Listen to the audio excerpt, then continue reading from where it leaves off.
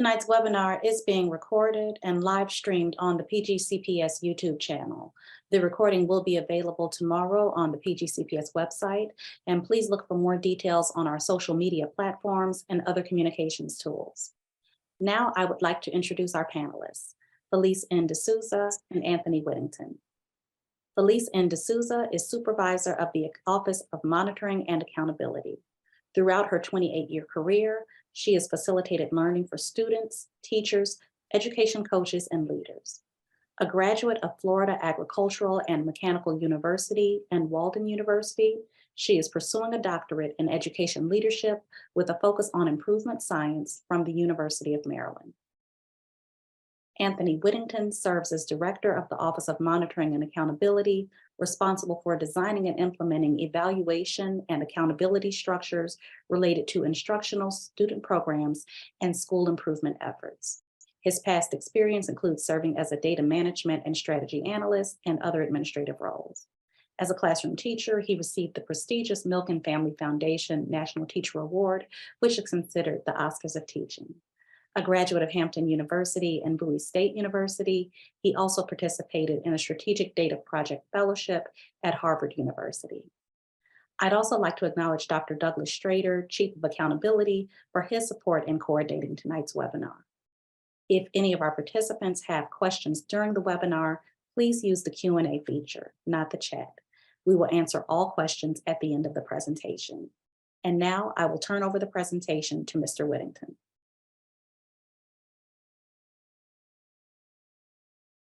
Good evening, and thank you for being here today. We are so excited that you have chosen to join us tonight. As Felice puts up the PowerPoint for tonight, we have a number of sessions that are prepared and a lot of information dealing with the Maryland School Accountability System. So our outcomes for today are simple and very straightforward. Our participants simply understand the components of the Maryland School Report Card and the STAR rating system.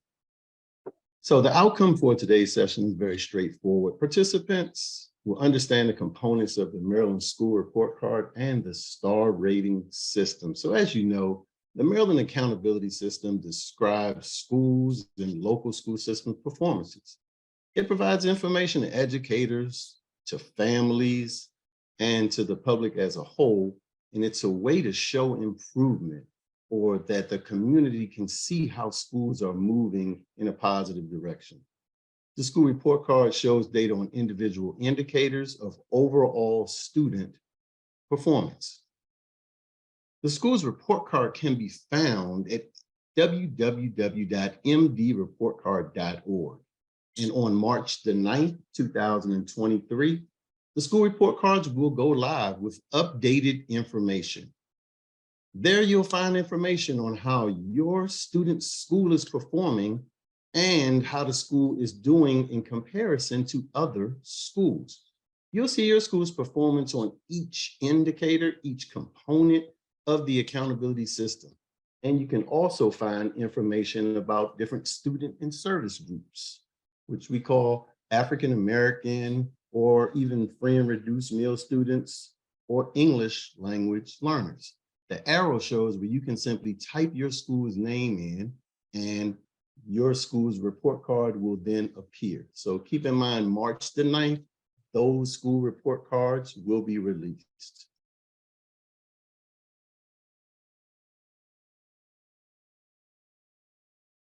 So what we'd like to do tonight is review the STAR rating or the accountability framework for each of the report cards for the particular, your particular student.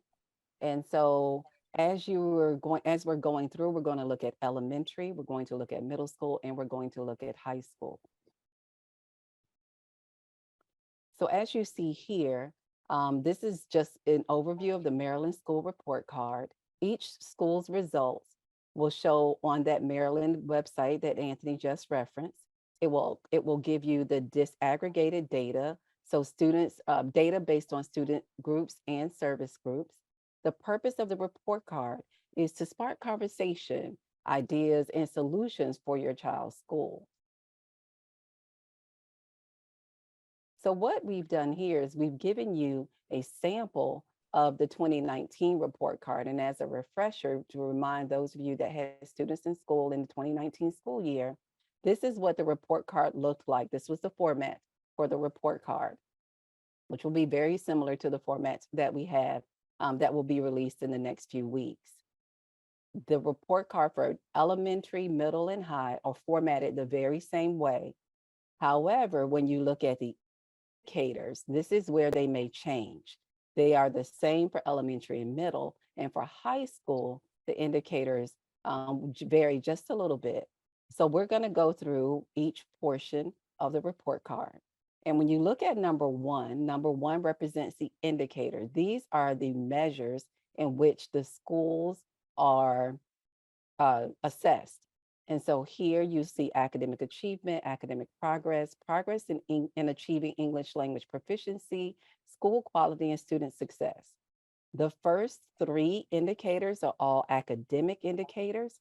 The fourth indicator represents the non-academic indicator because we want the full breadth of how the school is performing, not just in academics, but in non-academic areas as well. And we're going to look at each of these indicators. Number two represents the stars.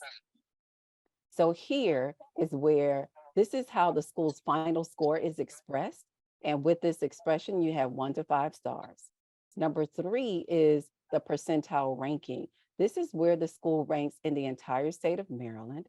And so when we look at a percentile ranking, it's the description of the school's performance in comparison with everyone else in the state, all the other schools in the state.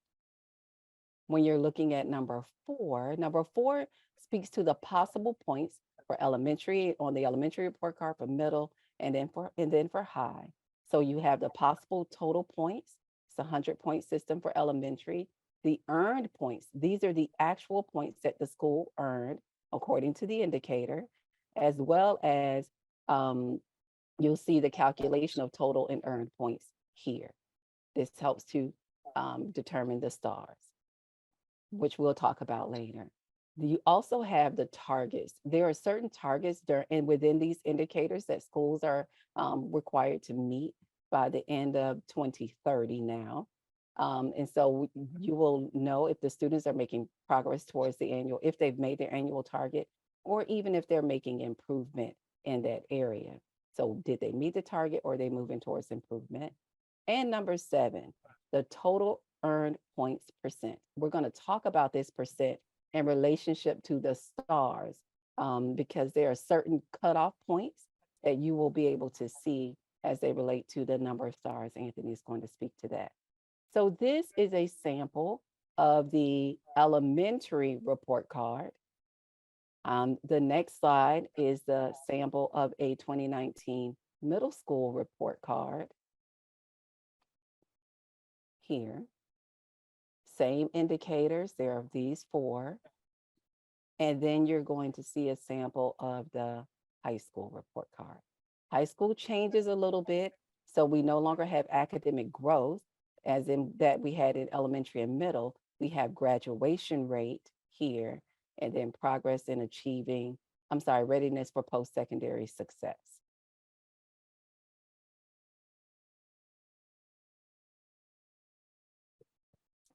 A star rating is reported for each school based on the total earned points percent, and then it aligns to cut points for a range.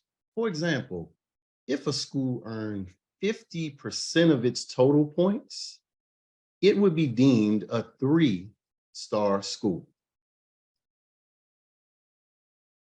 Elise? So what we're going to do here is on this slide, we dig a little bit more in depth into, well, what do these indicators mean? So you saw on the report card, there were 4 indicators. Now we're speaking to, well, how did they determine what is used for those indicators? And so we're looking at that. These are the percentages for each indicator that you also saw on the report card. These are the total points. These are the specific instruments or assessments that are used to determine the academic achievement. So for elementary and middle, they're somewhat similar. And then for high school, as I said earlier, there's a slight change. So for academic achievement, this is a composite score for English language arts and mathematics. The composite score is basically comprised of the number of students, the percent of students that are proficient in each of those core areas, utilizing the MCAP ELA, our state assessment for English language arts, and our state assessment for mathematics, and also the average performance level. There are 4 levels on our assessment. Students will score at a level 1, a level 2, a level 3, or a level 4, level 4 being the highest. 3 and 4 are proficient and distinguished learners. And so those average performances are here in academic achievement, and they're worth 10 points. For academic progress, this is about growth. How are our students growing from year to year?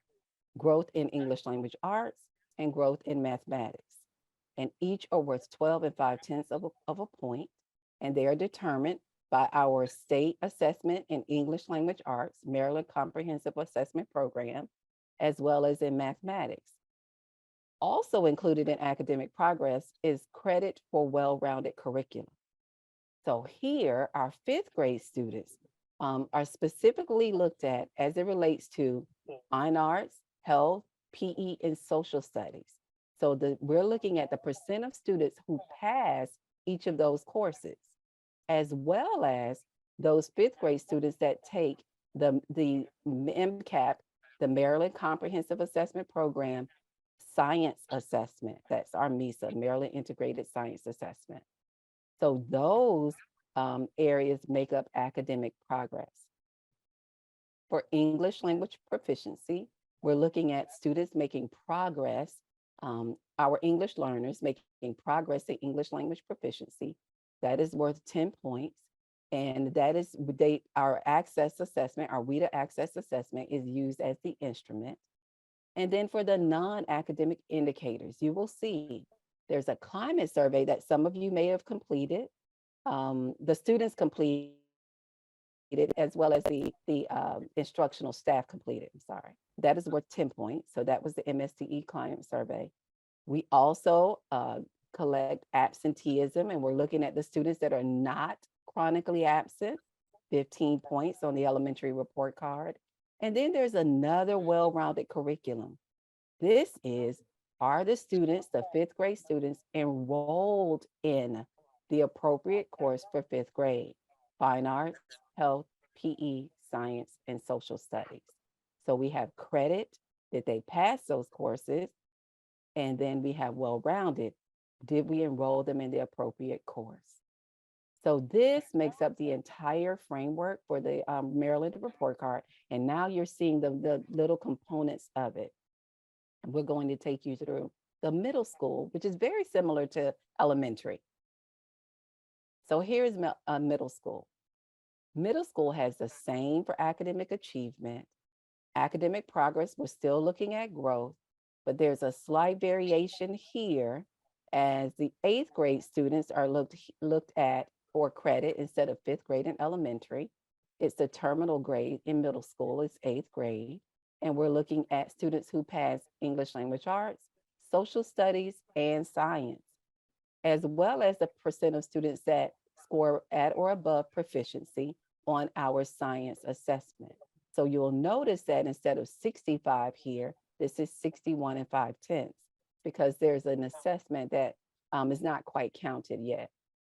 They also have the same areas for English language proficiency and school quality and student success. So here on the middle school report card, we're looking at 8th grade for credit for well-rounded, 8th grade for opportunities, and it includes the computational learning. And then in elementary, we looked at 5th grade for well-rounded and opportunities, but all students are here in academic achievement in those grade levels. So now we're moving on to what does it look like in high school? Oops. As it relates to our high school framework, I'll talk briefly about the 5 indicators that are comprised in this area. As it relates to academic achievement, is simply measured by the performance of the English and mathematics MCAP assessment. And as you see the point value listed there, as we move to graduation rate, the graduation rate is measured by the number of students that are in the cohort from the class of 2021 that actually exited school within 4 years or 5 years. The English language proficiency indicator, as Felice referenced, is measuring the student's performance on the WIDA access assessment. And schools are held accountable for moving towards the goal of simply exiting students from the English language proficiency program. Then we have readiness for post-secondary, which is an indicator only to high school. And this is measuring on track for students in 9th grade based on their passing of their core content courses, as well as credit for completing a well-rounded curriculum. This is simply identifying all of those students that were able to be successful in areas leading towards college and career readiness measures. And lastly, we have school quality and student success, like the other areas where we're looking or paying close attention to chronic absenteeism, school climate surveys, and opportunities for students to have access or simply be enrolled in a well-rounded curriculum. And all of the total points here equal up to 100%. This is just touching on the framework for elementary, middle, and high. And now we're going to go in depth in each of the indicator levels. So as we said earlier, all of the framework indicators for elementary, middle, and high have an academic achievement. We're held accountable for academic achievement. So we're going to give you a brief, just an overview snapshot of what that report card to look like in school year 2019 and 2020, school year 2019. So this was an elementary report card in school year 2019, where you're seeing that as we talked about before, the total points was out of 20. So you get a linear view here out of 20. And then you also get a quick snapshot bar graph here of the 20 points. So remember earlier I said it was a composite score. So it's the percent proficient in mathematics and the percent proficient in English language arts. They equal 10 points. Then there's the average performance level in those areas as well. So here, this is taking into account all of the students, how they performed. Were they a level 1, a level 2, a level 3, or a level 4? And all of that data are averaged to find the average performance level for those students. And then once they get the average performance level, they determine how many points the school will earn out of the 5 points. So for this particular example, this school earned close to about 5 points earned here out of the 20. This is for elementary. Now let's look at a middle school report card. So here's a sample of a 2019 middle school report card with the same information. So if you have an elementary student and a middle school student, the academic achievement area is the same.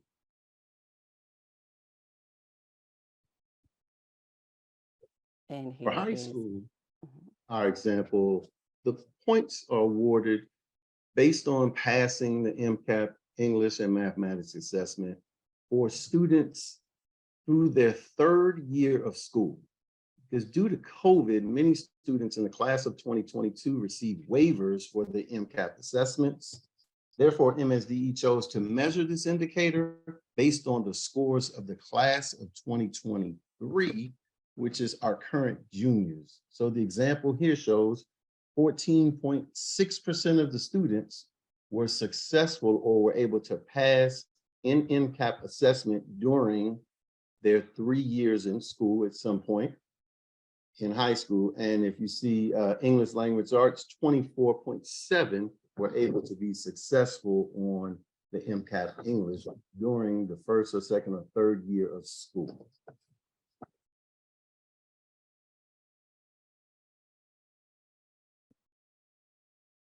So continuing on with the academic indicators, This indicator is a little bit different from high school. This indicator appears only in middle and elementary schools. So this indicator represents progress.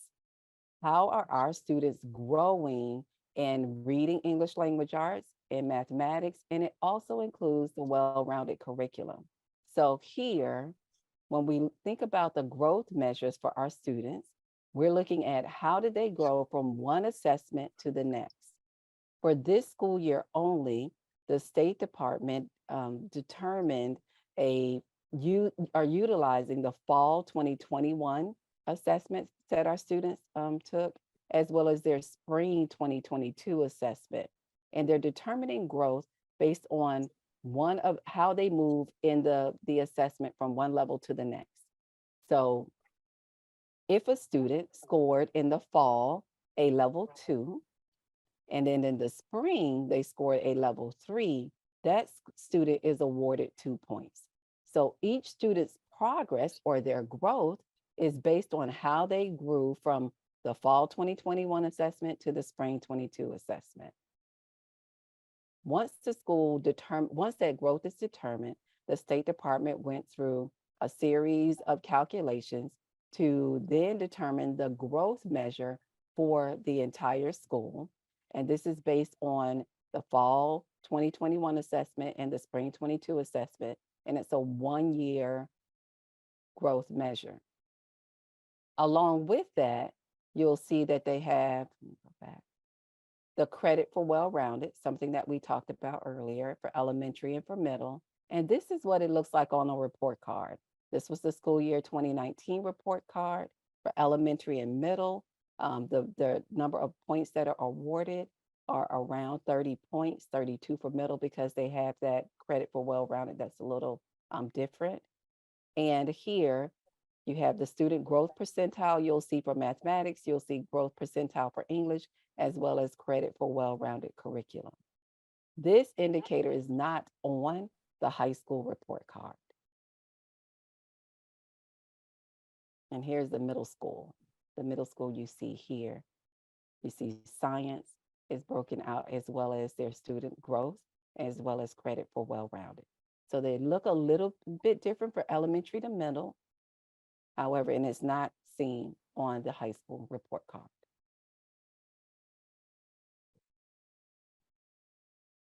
So now let's take a look at how points are awarded for graduation rate for high schools.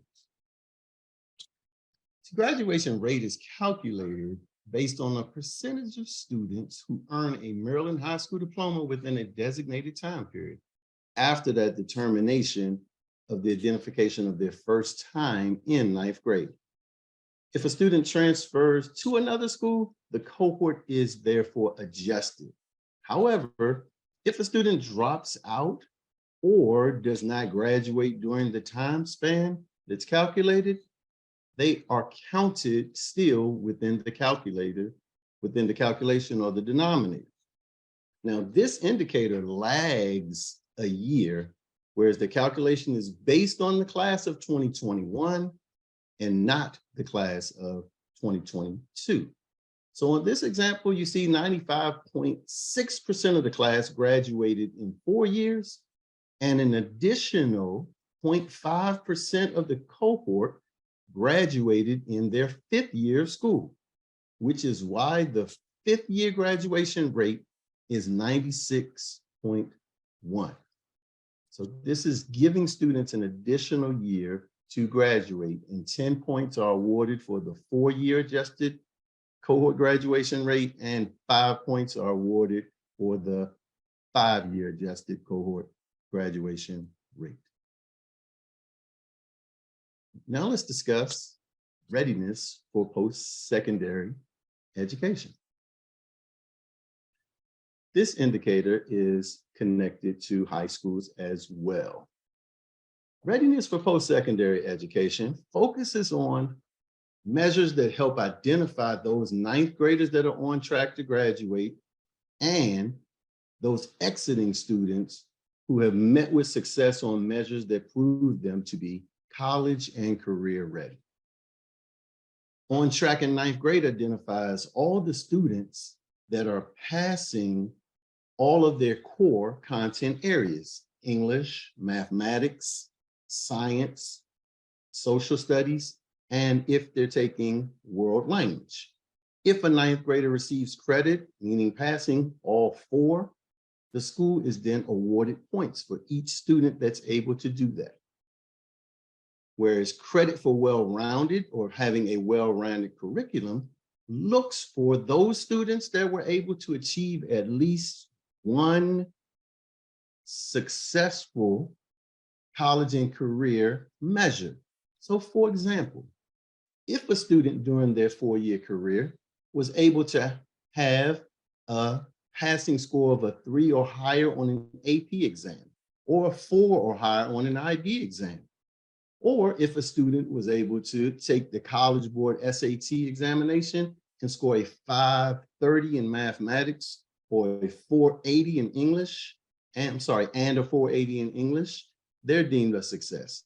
Or an ACT exam of a score of 21 or higher, or if a student was able to pass a class by being dually enrolled, meaning that they're taking a college course and passing that college course while still being enrolled in high school.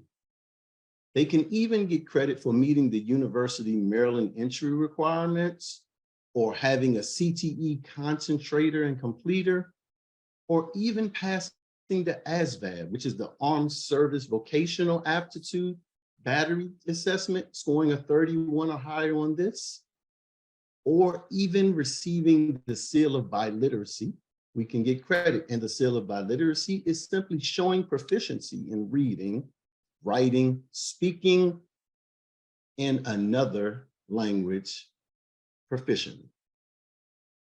The example slide shows a maximum of 5 points being awarded for all students that meet the criteria for on track for ninth grade, and a maximum of 5 points awarded in the area of credit for well-rounded curriculum for those that meet that criteria.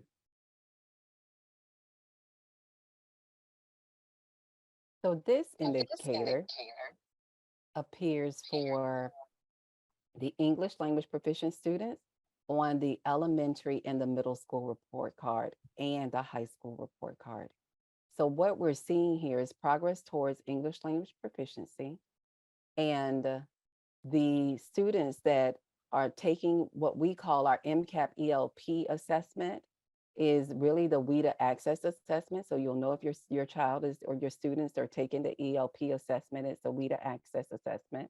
They must have 2 years of a valid score in order for this to count as a growth measure for those students that are on the access assessment for our English language learners. And there are 3 ways that the school may receive data or receive points for that. If the student meets the annual growth target, right when they take the assessment, the school may receive those points. If the student meets their minimum expectation for growth, or if they score at the proficiency level of 4.5 or higher. So the English language proficiency data are gathered through these 3 areas here on the right side of the slide. This is what it looks like on the report card for our English language learners. And for this particular indicator, and for all of our indicators, actually, there has to be a minimum of 10 students in order for the indicators to actually count. So for some of our schools, and when you go into the report card, you might not see this particular indicator if the school did not have 10 students that had 2 years of valid scores. So this one you may or may not see depending on the school population.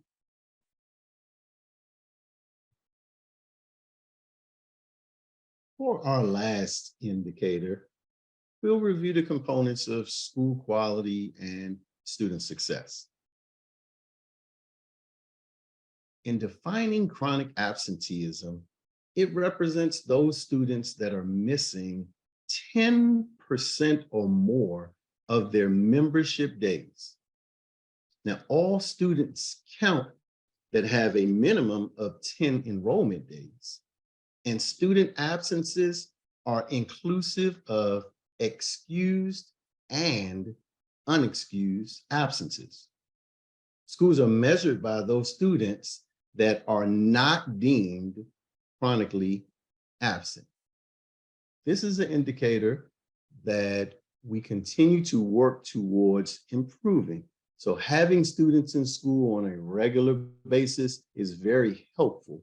For example, a student can be deemed chronically absent in more than one school, because the way the state looks at this measure, if a student has 10 or more days enrolled, then they're going to start counting towards that school's report card. So one student can transfer from one school to another school, but if they have more than 10 days of enrollment, they're going to count on both report cards. Having students in school as much as possible is very important to helping the schools as it relates to this measure. Next, we want to talk about well-rounded curriculum or access. Think in terms of, when you hear the word access, we want to think enrollment. When we hear the word credit, you want to think passing. So this one, we want to talk about access to well-rounded. Now, elementary schools receive points based on the percentage of fifth graders enrolled in various courses. Enrolled in science, social studies, fine arts, physical education, and health. All students that are enrolled in all 5 of those courses, schools receive credit or points. For middle school, it's the percentage of 8th graders that are enrolled in fine arts, physical education, health, and computational learning. And for high schools receive points based on the percentage of the class of 2022 who met one of these criteria. Keeping in mind, enrollment is the criteria. At any point during my 4-year career, was I enrolled in an advanced placement course? Or if I'm in international baccalaureate school, was I enrolled in an IB course? Or did I ever participate in dual enrollment? Was I connected to a dual enrollment or taking a college course? Or was I enrolled in a MSDE approved career and technical education program with a CTE concentrator at a level basic or higher? These are the areas to which I'm receiving credit around access to well-rounded. And lastly, I want to look at how points are awarded based on our school survey domain. The Maryland School Survey is administered to students in grades 5 through 11. And each school's instructional staff, or the educators or the teachers within the school, are surveyed. Now, from that survey, you're measured in 4 school-related domains: safety, environment, community, and relationships. But for the instructional staff or the teachers, there is an additional topic that's surveyed as well, and that would be quality of instructional feedback. So for our example slide, the example slide shows 89.9% of the students that are not chronically absent, and points are awarded based on that percentage. The higher the percentage, the more points are being awarded. In addition, it shows the points awarded based on the responses from the completion of the surveys.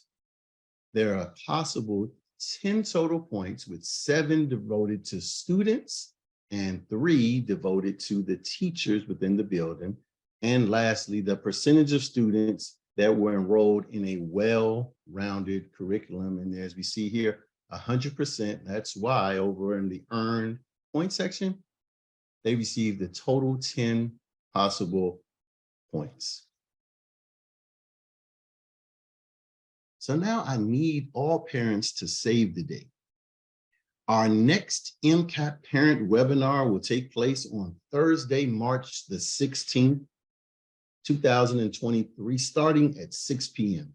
This session is entitled A Guide to Individual Student Reports, where you will learn how to interpret and best use the MCAP Individual Student Report to improve your child's academic performance. And Felice, those reports are going home on which day? The parents should receive the reports from their children on March 13th. So that Monday, the webinar is on the 16th. So that Monday, we're expecting that the students should be start bringing home those reports. So you're definitely saying, look into those book bags on or about March 13th. All right, thank you for your time this evening. I will now turn the presentation back over to Ms. Raven Hill. Thank you, Mr. Whittington and Ms. D'Souza for that informative presentation.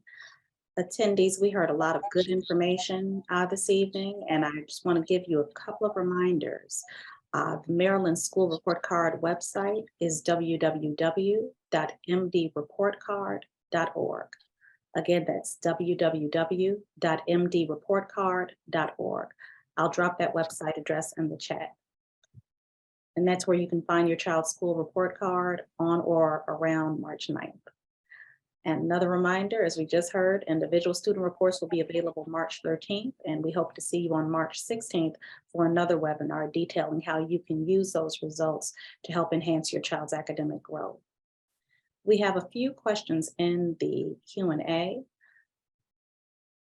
Number one, how can parents engage in analyzing school report card results and be part of the solutions if needed?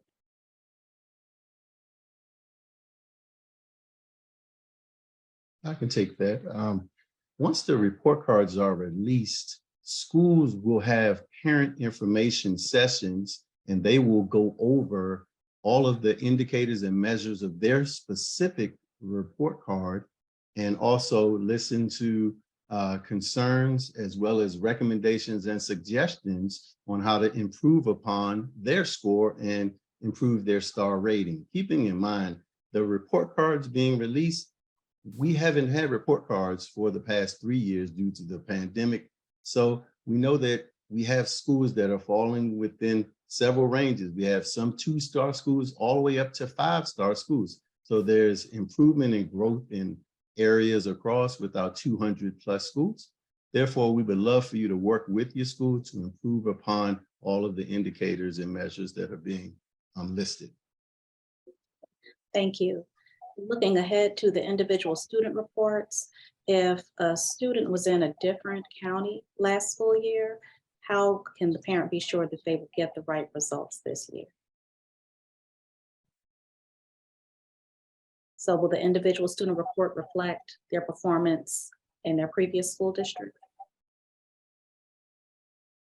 Wondering if Dr. Strader could take that one, because I'm not sure and I don't want to speak in error, or we might be able to get that response.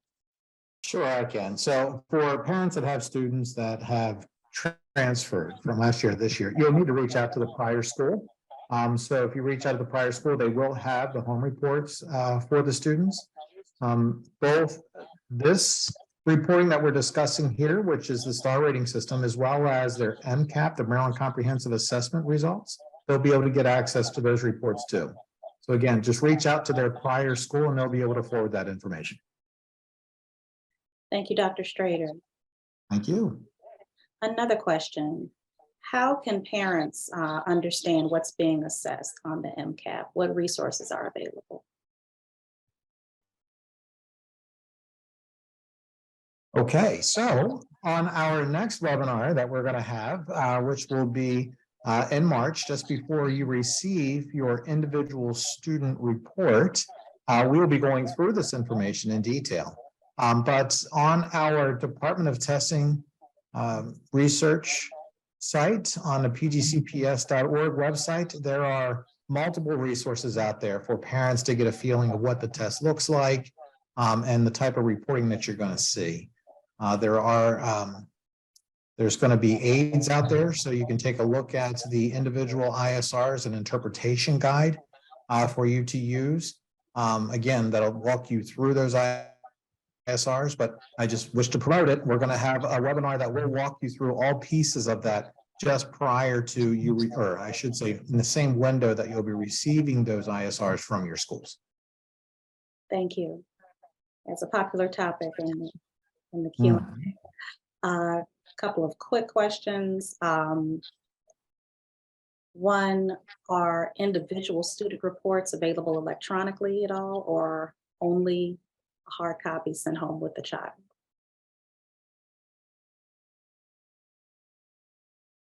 So for right now, the state provides electronic files for us, but we will be producing we call it the backpack distribution of the reports. So the reports, hard copies of those reports will go home with the students. If there's a request for an electronic version of that, you could ask the school for that. But we just want to make sure, since this is the first time that we'll be reporting this information in quite some time, right? It's been since 2019 that we've had a quality assessment like this. We want to make sure everyone has access to that hard copy. So we will be printing those this year. But again, you could follow up with the school if you want an electronic version of it. Okay, thank you. Dr. Strader, can you also speak generally about the tutoring resources that may be available to help close the gaps that any student may be experiencing?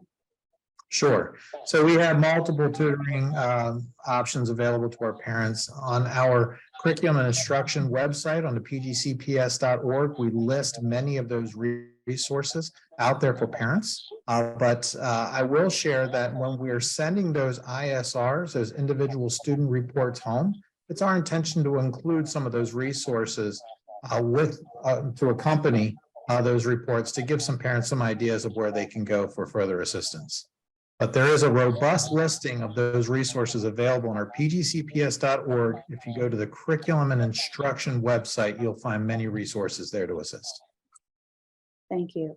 And Mr. Whittington, I believe you shared that schools will have parent information sessions once the individual student reports are released to help parents. Yes, and I'm reading the question, are schools participating in targeted training? Our office has met with all school administrators a few times already, and we'll continue our training as it relates to the report card as it gets to the closing date for entry on mdreportcard.org. But all schools will have information sessions for parents. Thank you. There's another question about the link between the MCAP data and what happens in the classroom. MCAP data and other assessments such as benchmark assessments. How do we use that? I'm just trying to look at the specific question. Utilizing benchmark testing data and the MCAP data to evaluate instruction. Okay, very good. So, again, the question is, how is PGCPS utilizing the benchmark testing data and the MCAP data to evaluate instruction? So keep in mind, our assessment program is just one of the tools in the toolbox to understand where our students are in their mastery of the standards that we're instructing as part of our instructional program. So how do we use these? So our benchmarks are timed out. So we have a benchmark at the end of each quarter, which is assessing the students' understanding of the standards that were taught during that quarter. So we have benchmarks at the end of quarter one, quarter two. That also provides feedback to the teachers regarding the instructional programs and provides students the experience of taking these types of assessments and to create their familiarity of the expectations. So those are the first two quarters, which then set the stage for the students to engage in the Maryland Comprehensive Assessment during that third marking period. So the window for the MCAPs is roughly the third marking period. And then there is an optional fourth, or I should say third benchmark that's available at the end of the fourth quarter for schools to engage in as well. Some schools do. Again, it's a school by school decision on whether they wish to do that. So we have a lot of rich assessment information on our students that our teachers can use to tweak those individualized instructional programs for each student. But again, the assessments make up just one piece of the puzzle and trying to understand students' needs, right? So we just want to make sure we keep that in perspective. Okay. Do students need to do well on MCAP to graduate high school? So that's a complicated question right now. So in the past, we've had the high school assessments, which students were required to pass. So MSD is in a process of transitioning in their assessment program, and they're also transitioning those requirements of students as far as what they're going to need to graduate. So before, students were required to pass. Now there's a mixture of students that would have to pass particular assessments, those students that may need to do particularly well on assessment because it'll be aggregated as part of their final grade. And we have some students that just are required to participate. So it's a complicated question in that it depends on where your student is in the continuum of their graduation needs and their high school careers. So what I would say is, if you're a parent of a high school student, please make sure you're staying on top of what those assessment requirements are for your student, right? Because again, it could change from student to student as the state's in this transition period. Thank you. Does any of this information differ for the immersion schools? Nope. So all PGCPS schools, immersion schools, charter schools, they're all, if they're state funded, they're required to comply with the state accountability framework, which is what was just shared with you all today. Okay. Are there any other ways that these tests are given, possibly written, or only electronically through laptops? So the test is primarily intended to be delivered online, electronic admission. However, there are some exemptions made for IEP status, where accommodations are needed, that large print, for instance, there are some accommodations that could be made available to students. But for the most part, the intention for the delivery is online. We have a question. How are parents able to influence schools to provide the third MCAP assessment? So again, that's a school by school choice. So what I would say is talk to your school about it, talk to your teachers and communicate with your schools about that option. Okay. All right. Those are all the questions in the Q&A. Oh, there's another one. Why did the results take nearly a year to get back? Okay, so for this year, it was an exception. The state is in the midst of transition from the prior MCAP assessment to this MCAP assessment. So initially, you might have been familiar with the old PARC assessments, the PARC-like assessments. So now it was the state's intention to more modernize the assessment and try to make the testing duration shorter, right?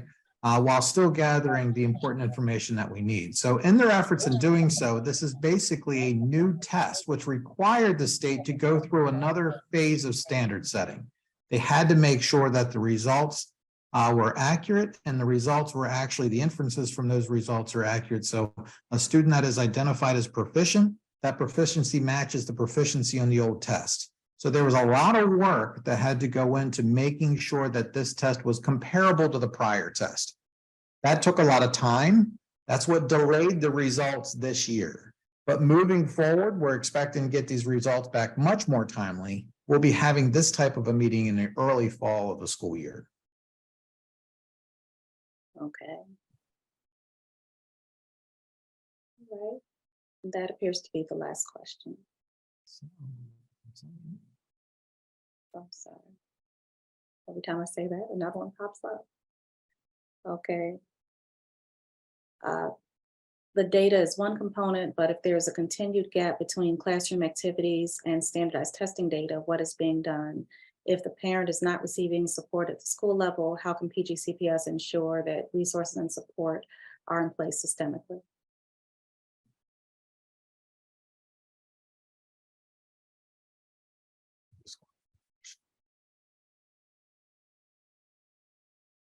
Okay, so again, the assessments themselves are supposed to be an instrument, like you've said here. It's a part of the tool in the toolbox It's made to inform teachers, inform students of potential gaps and so forth, which you've identified here. So then the question is, what do you do when you see these gaps and what can be done? There was a question earlier asking about what resources are available to parents to help fill in those gaps. You know, what is it that a parent can do? What is it expected of a school to do? So again, I'll go back to there is no stronger relationship than between the parent and the teacher to try to best understand that student's instructional program. So I would work very closely with my teacher to see what it is that I could do, what more that we could do for the student to close any of those learning gaps. And additionally to that conversation, like I shared earlier, there are a bunch of tutoring resources that are available for parents, as well as other interventions that the parents can take advantage of. So if you're not familiar with all of these, that's where I would start, is having that conversation of trying to identify what additionally can be done to support your student. Thank you, Dr. Strader. Mhm. Research on dual language and immersion programs suggests these students have additional skills in addition to academic skills. Is there any plan to begin to account for these additional skills that immersion students are gaining?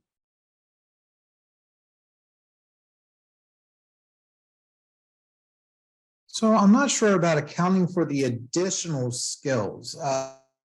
So yeah, what's the purpose of these assessments? The purpose of these assessments are to assess those minimum thresholds of understanding that's expected of these students, right?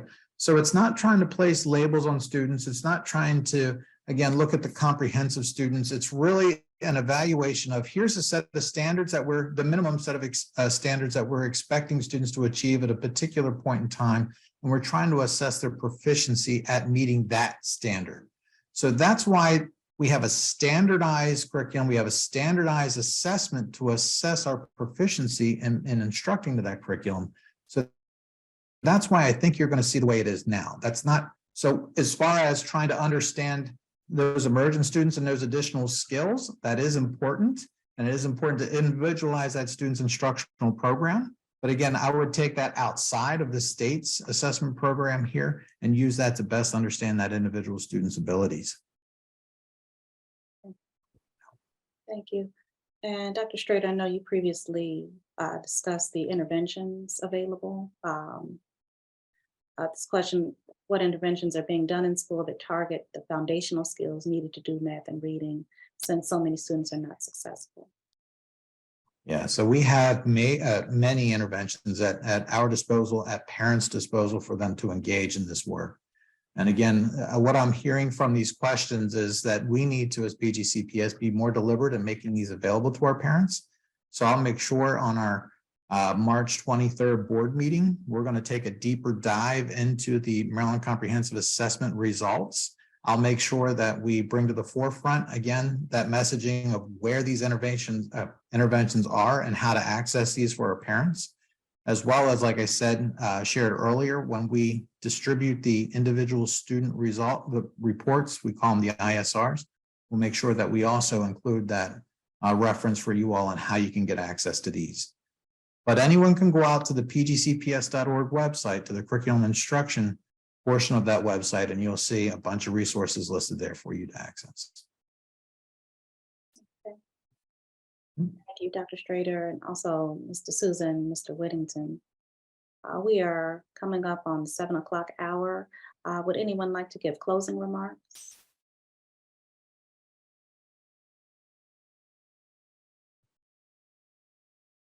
So I would like to thank everyone in attendance. We've had a consistent number of about 200 parents out here. So that's a large crowd. And again, thank you all for taking your time out this evening to join us in this. And we do have a bit of a journey to go here. Like I mentioned, we have the March board meeting, which we're going to be taking a deeper dive into this accountability program, as well as we are going to have the additional webinar where we're going to take a deeper dive into those individual student reports. So we have a couple more means of communication to hear from you all and to be able to share this information with you. So again, thank you for your time this evening. Also want to thank Director Anthony Whittington, Ms. Felice D'Souza for their time and preparing this information for us all tonight. So with that, I would say thank you once again, everyone, and have a wonderful evening. Thank you again, Raven, for narrating this for us. Thank you, everyone. And please look on the PGCPS tomorrow afternoon for a recording of the webinar.